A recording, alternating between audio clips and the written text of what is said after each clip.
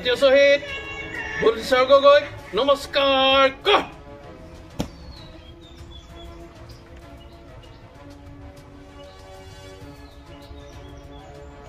নমস্কাৰ তল। প্ৰাক্তন আলফা নেতা বুদ্ধেশ্বৰ গগৈৰ মৃত্যু।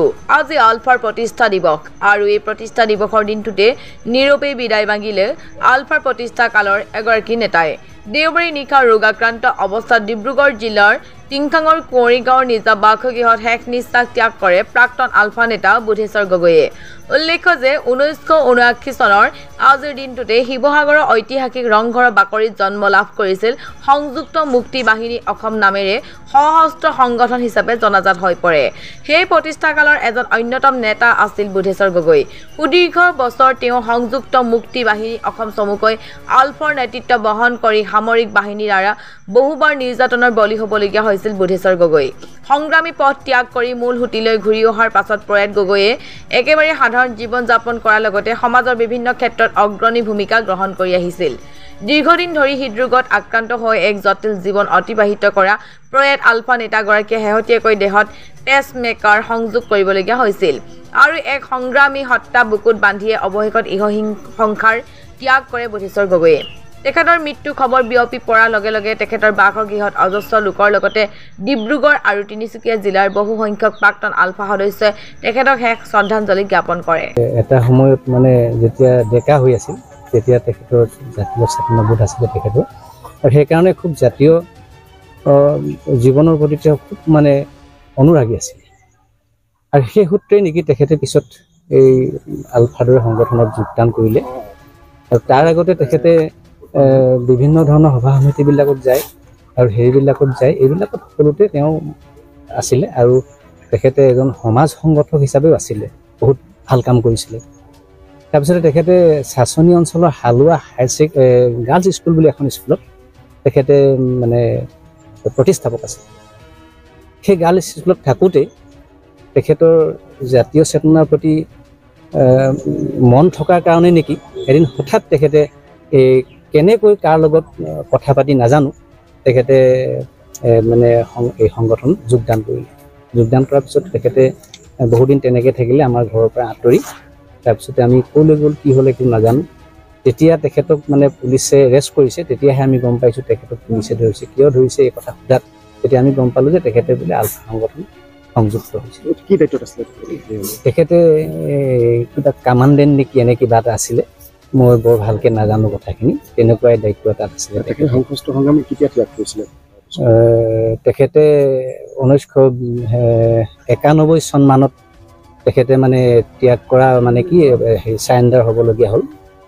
আৰু সেই সময়তে এই অভাজনেও বহুত আতিশয্য ভোগ কৰিব লগা হ'ল। তেখেতৰ লগতে ময়ো আছিলোঁ, তেখেতক মানে বহুত ধৰণে সহায় কৰিছিলোঁ। মই মোকো নি পেলাই জেলত ভৰাই 3 মাহ দিন জেলত থ'লে। এনেকুৱা ধৰণৰ বহুত মানে প্ৰশাসনৰ যন্ত্ৰণা ভোগ কৰিব লগা হ'ল। আৰু যিয়ে নহওক সেইখিনি আমিও তেখেতৰ লগতে হৈ মিলাই জাতীয় চেতনাবোধেৰে সেইখিনি আমি এৰিছোঁ।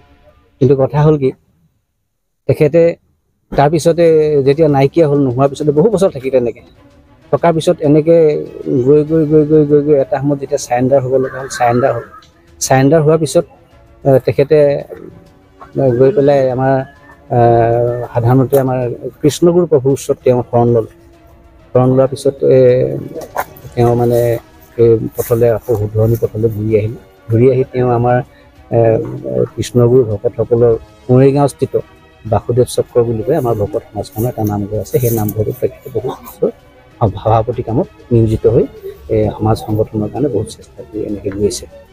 এক জটিল সন্ধিখনৰ পৰিস্থিতিত বুদ্ধেশ্বৰ গগৈ ডাঙৰীয়াৰ দৰে অসমৰ কেইজনমান ব্যক্তিয়ে অসমীয়া জাতিৰ মুক্তিৰ কাৰণে বাট মোকলাবলৈ ৰংঘৰৰ বাকৰিত এটা সশস্ত্ৰ সংগঠনৰ জন্ম দিছিল। এটা দীঘলীয়া পৰিক্ৰমাৰ পাছত আজি আমি দেখিছোঁ যে এই যিটো সংগ্ৰামৰ যি প্ৰাসংগিকতা আছিলে সেইটো শেষ হৈ যোৱা নাই, বৰঞ্চ আজি অসমৰ বিভিন্ন ঠাইত অসমৰ খিলঞ্জীয়া লোকসকলৰ ওপৰত যিটো ধৰণে সাংস্কৃতিক, অৰ্থনৈতিক, ৰাজনৈতিকভাৱে আক্ৰমণ চলি আছে আৰু এই আক্ৰমণ যি ধৰণে বৃদ্ধি হ'ব ধৰিছে, ইয়াৰ প্ৰাসংগিকতাটো যে শেষ হোৱা নাই সেই কথাটো আজি পুনৰবাৰ প্ৰতীয়মান হৈছে। আজি এই দিনটোত 7 এপ্ৰিল আজি 7 এপ্ৰিল দিনটোতে তেওঁলোকে এইটো জন্ম দিছিল আৰু আজি 7 এপ্ৰিলৰ দিনটোতে তেখেতে আজি ইয়াত ইহলীলা সম্বৰণ কৰিছে। ই এটা অতি তাৎপৰ্যপূৰ্ণ কথা। তেখেতে বহুত দিন ধৰি মৃত্যুসজ্জাত আছিলে, তেখেতে গুৰুতৰ অসুস্থ হৈ, কিন্তু আজি এই দিনটোতেই তেখেতে এই পৃথিৱীৰ পৰা বিদায় লৈছে। গতিকে ই এটা আমাৰ কাৰণে এটা অতি তাৎপৰ্যৰ দিন হিচাপে আমি নিজকে ভাবিছোঁ। তেখেতে যিহেতু ৰংঘৰৰ বাকৰিত যিখন প্ৰথম বৈঠক হৈছিলে তাত তেখেত আছিলে, হয় আছিলে তেওঁলোক। কি পদত আছে তেখেতে প্ৰথমতে আমাৰ যিটো CNC মুখ্য সেনা নায়কৰ দায়িত্বতে তেওঁ আছিলে। অৱশ্যে সেই সময়ত আলফাৰ যিটো সামৰিক যিটো ব্যৱস্থা, সেই সামৰিক ব্যৱস্থাটো পূৰ্ণাংগ ৰূপ লোৱা নাছিলে। ই এটা আগবঢ়াৰ কাৰণে এটা প্ৰক্ৰিয়াহে তেওঁলোকে আৰম্ভ কৰিছিলে। তেতিয়া নিষিদ্ধ নাছিলে, তেতিয়াও ঠিক নিষিদ্ধই আছিলে, কিন্তু তাৰ মাজতে তেওঁলোকে কামখিনি কৰি গৈছিলে। কিন্তু যিটো সহস্ত্ৰ যিটো তৎপৰতাটো তাৰ অলপ পিছতহে আৰম্ভ হৈছে।